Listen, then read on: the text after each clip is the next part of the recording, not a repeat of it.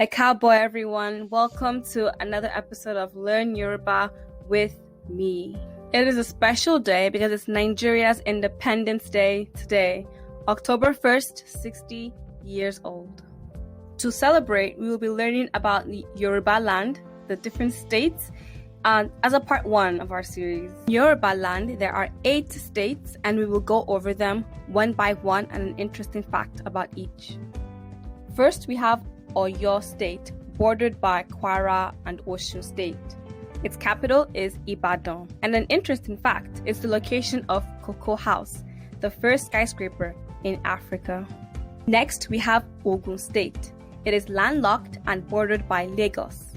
The capital is Abeokuta, and it is a major manufacturing hub in Nigeria. Third is KWARA State, bordered by Oyo State, and also landlocked. The capital is Ilorin, and it has numerous mineral resources.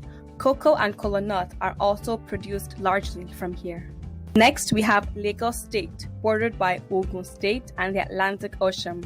This makes it a seaport state. The capital is Lagos, and it is a major financial center, being the 5th largest economy in Africa. Now we have Osun State, bordered by KWARA and Oyo states. The capital is Osogbo, and it is home to the famous Obafemi Awolowo University, located in the ancient city of Ile-Ife. Next is Ondo State, bordered by Ekiti and Osun states. The capital is Akure. Agriculture is the main backbone of the state, producing yam, cotton, and tobacco. Now we have Ekiti State, bordered by Ondo State, and it is landlocked. The capital is Ado-Ekiti.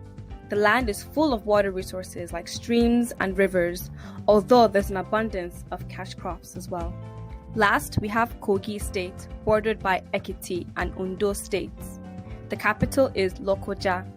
Agriculture is also a main part of the economy, as well as fishing, but so is coal, petroleum, and steel.